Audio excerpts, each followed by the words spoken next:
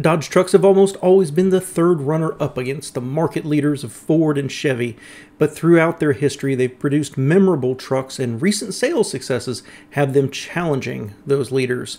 Welcome back to All Cars, y'all. I am John, and this is a far too brief history of Dodge trucks. Dodge was founded by the brothers Horace and John Dodge, making parts for Oldsmobile and for Ford, and by 1914 were making automobiles under their own name, including trucks based on their passenger cars. Brigadier General Pershing, accompanied by Lieutenant Patton, was tasked in 1916 to hunt down Mexican bandit Pancho Villa, and he ordered between 150 and 250 Dodge vehicles to help the expedition, including a Dodge Model 30 staff car as well as others to help with transporting supplies. By 1917, the U.S. entered World War I, and Dodge trucks became part of the war effort, with over 12,000 of staff cars, light delivery trucks, and light repair trucks ordered. These early trucks used the Dodge 35 horsepower engine. In 1920, the two brothers died, and their widows promoted Frederick Haynes to president. By 1921, the Graham brothers were selling 1.5-ton pickups through Dodge dealers, using their own bodies on a Dodge chassis, and later in the 20s, they offered a 1-ton model. In 25 and 26, Dodge bought out the Grahams and brought the three brothers into the company. Also in 1925, with overall Dodge sales declining, the two widows sold Dodge to an investment group for the equivalent of over $2.4 billion. Sales continued to fall, and the investment group sold Dodge to Chrysler in 1928. Up to then, the 1.5-ton trucks offered were Dodge branded, and heavier trucks were sold under the Graham name. Chrysler made all trucks, quote, Dodge trucks, while also ending the Fargo truck name in the U.S. in 1930. In 1933, Dodge trucks began using Chrysler engines, including their Flathead 6. For the 1936 model year, they were redesigned, notably making a dedicated truck chassis and body designs that push the engine and cab forward to increase bed space, and available in light, medium, and heavy-duty ranges. Engine power climbed to 75 horsepower. Once again redesigned in 1939 with a streamlined Art Deco styling and built at the brand new and huge Warren plant, these were the T-Series trucks. The V-Series were in 1940 and the W-Series between 1941 and 1947. Dodge added the nomenclature job rated, intending to offer sizes and configurations to fit any job. In fact, they at one point had 175 different models. 2 pages in our data book. Yes, sir, Dodge builds 175 different job-rated truck models. And remember, only Dodge builds job-rated trucks, including 6 payload classes and 20 wheelbases. During World War II, the Dodge VC and WC series were the primary trucks in the 1.5-ton and 3/4-ton categories used by the military. Dodge had started offering 4-wheel drive trucks to the Army in 1934, and they were successful and proven, and after the war they added it to their civilian medium-duty trucks in 1946, calling it the Power Wagon. In 1948, the trucks were redesigned as the B-Series, and while still closely related to the previous generation, they dramatically improved on their pre-war designs. The cab gained width and height for comfort and visibility, bedsides were higher, increasing capacity by 40%, the engine and front axle were moved to increase weight distribution while shortening the wheelbase. The straight 6 engine in the half-ton model now made 95 horsepower. Several changes occurred over the model's life, including in 1951 with a new front end and dashboard layout. The last year was 1953 and brought with it an automatic transmission and a 7.5-foot bed available on the half-ton. The C-Series debuted in 1954 and was a complete redesign. The Pilot House high-visibility cab continued, and over its 6 years, a 2-speed automatic, then a 3-speed automatic, power steering, power brakes, and a 12-volt electrical system all became available. They offered a swept side bed between 57 and 59 and a swept line bed in 1959, and adopted the standard numbering scheme of the time, meaning that the half-ton was the D100. A variety of engines were available at different times, including that flathead inline 6 with 120 horsepower, the Firepower, Red Ram, and A-Type V8s. The D-Series replaced it in 1960, and the truck remained on sale with many updates over 3 generations for the next 33 years. Two-wheel drive versions were named D, as in D100, and the four-wheel drives as W.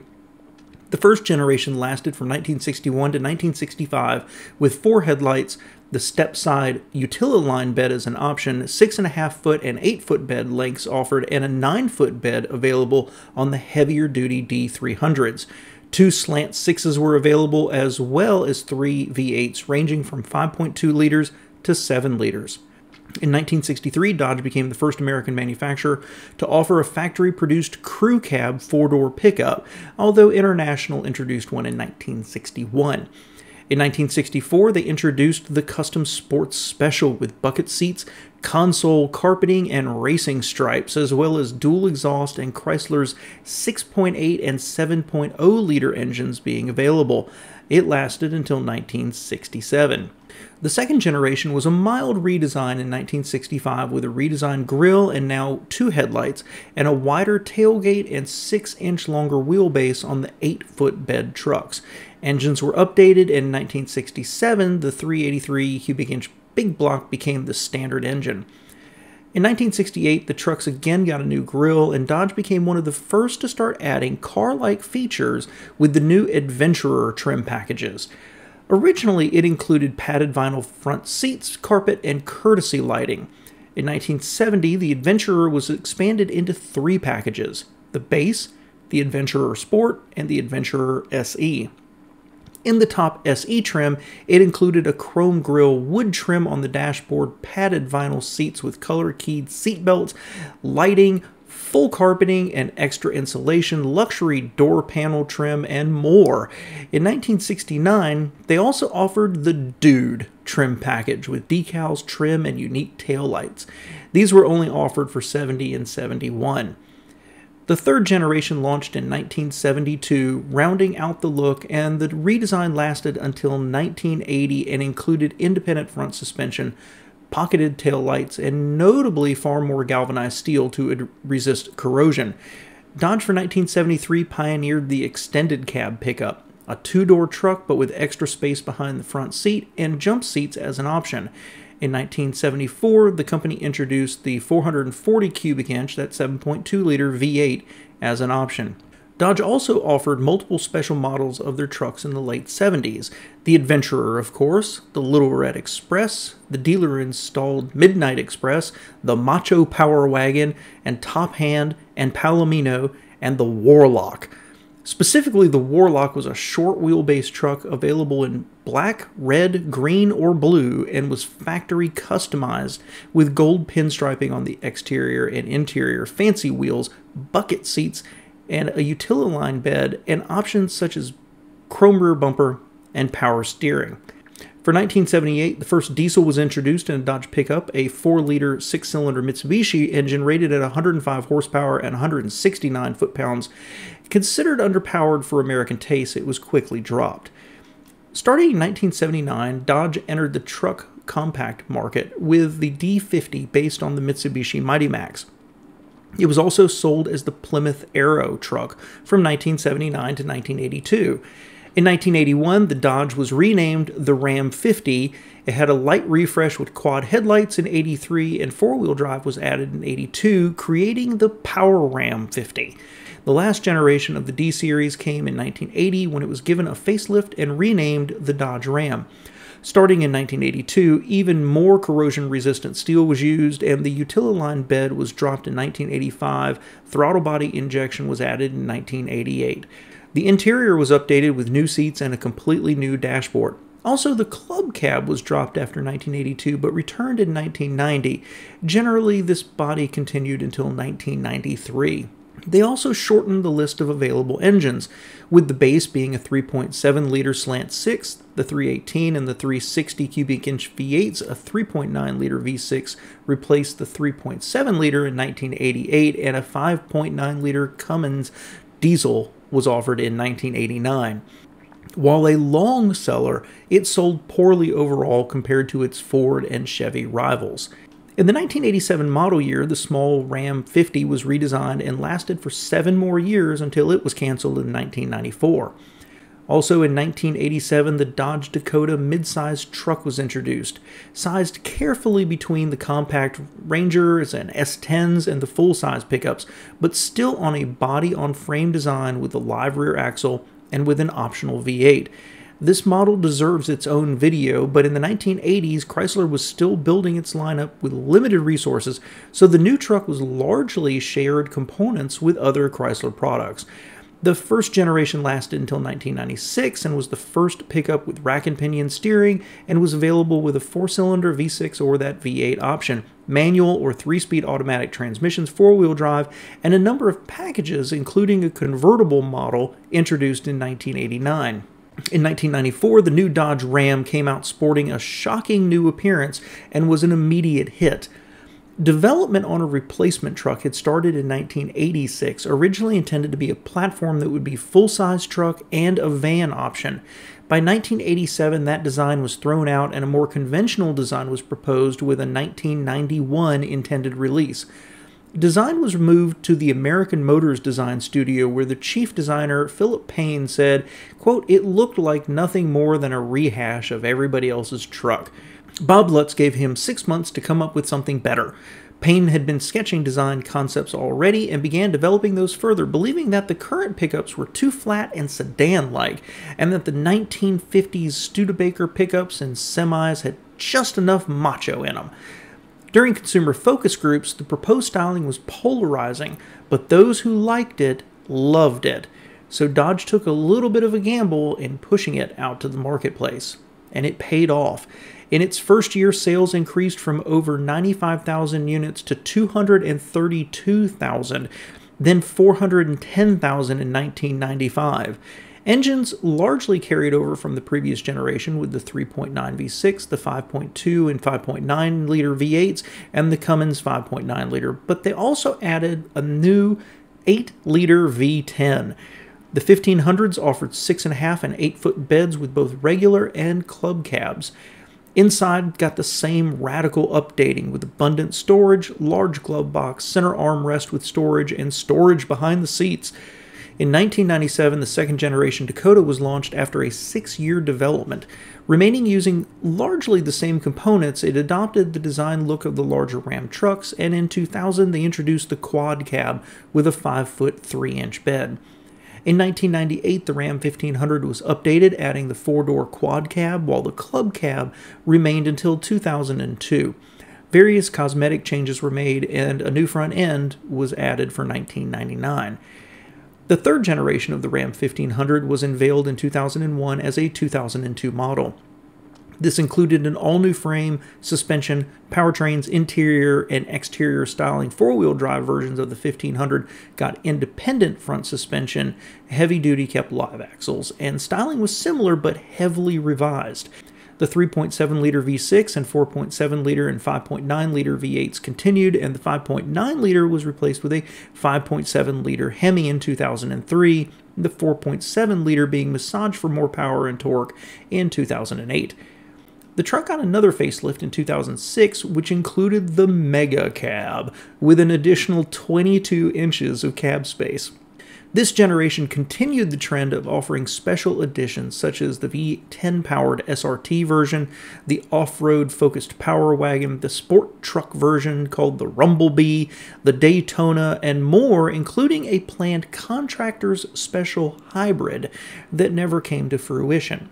The Dakota was updated for its third generation in 2005, still sharing its platform with the Durango and getting nearly 4 inches longer and 3 inches wider with new front and rear suspension. One V6 engine was standard, the 3.7-liter, and 2 V8s, the 4.7 and the HO engine. They removed the regular cab model, leaving only the club and quad cab versions after the refresh. The truck was once again refreshed for 2008 with exterior and interior upgrades, and in 2010 was considered part of the Ram lineup until it was discontinued in 2011 after a 25-year run. The fourth generation of the Dodge Ram was released in the fall of 2008 as a 2009 model, leaning heavily into refreshing the truck to keep it competitive. There was new suspension, a new Hemi option, new four-door cab offerings, and Ram box providing secure storage in the walls of the truck bed. In 2010, the Dodge Ram was split off into its own brand known just as Ram, although they were still marketed as Dodge Ram for a couple of years until its restyling in 2013. And that 2013 model got a new front fascia and optional headlamps, revised interior where the Dodge name was removed and replaced with Ram, as well as new infotainment systems. The 3.7-liter V6 was discontinued, so the 4.7-liter V8 took its place as the base engine. A new corporate 3.6-liter Pentastar V6 with a new 8-speed automatic came available, and the Ram became the first North American pickup to offer keyless ignition. In 2016, the Rebel debuted with an off-road focus. The fifth generation Ram debuted in 2018 for the 2019 model year. Exterior and interior styling was revised, infotainment updated, trim lines were cut down to 7 from 11, and the regular cab option was removed. Using more high-strength steel and aluminum, this generation is approximately 225 pounds lighter than the previous generation. Interestingly, each trim level gets its own interior design theme of materials and colors, and the designers say they were inspired by different kinds of hammers. The 3.6-liter Pentastar V6 continues, but is now equipped with an e-torque system, kind of like a mild hybrid. The 5.7-liter Hemi V8 is standard on the limited trim and had cylinder deactivation, as well as offering a more powerful version of the e-torque system.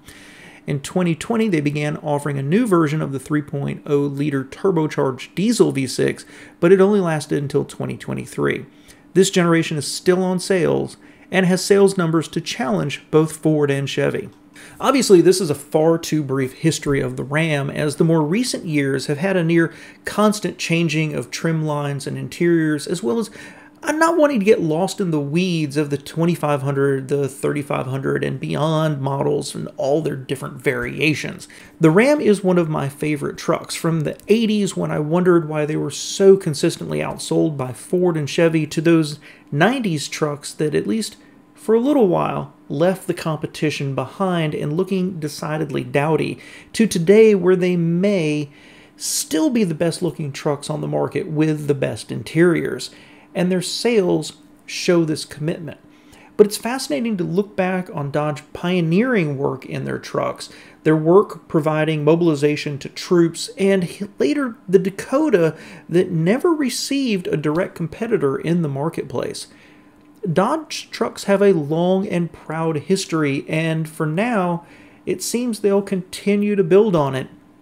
But with the expansion of smaller trucks becoming midsize and new, smaller trucks, you have to wonder what the future holds for Ram. Special thanks to my Patreons. Their support makes this channel possible, and if you want to support histories and news opinions, show the channel some love. Thanks for being here.